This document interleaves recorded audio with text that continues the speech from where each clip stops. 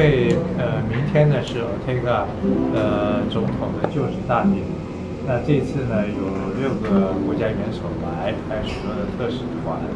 所以说是在事前呢，对于这个接见的时间呢，2个元首会见的时间呢始终没有办法敲定。不过我们也感觉到这个尼国政府的诚意。我们这个代表团大概5点半进入旅馆，6点10分我们就接到电话。大概是6点半见，一共谈了1小时45分钟，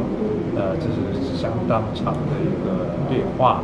在对话中间呢，这个 Ortega 总统谢谢多年来这个我们国家对尼国的帮忙。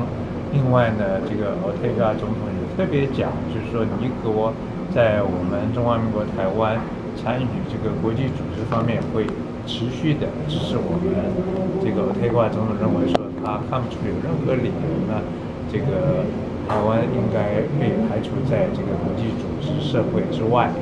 那另外呢，这个 Ortega 总统对于台湾的这个经济发展的模式非常的有兴趣，他也认为说，台湾的许多发展的这个经验，足堪这个尼国未来这个经济发展的一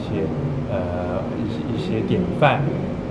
另外呢，这个也是头一次，这个Ortega总统答应，就是说是将会抽空到台湾来访问。那部长有一个疑惑的事情，是因为这个会面时间。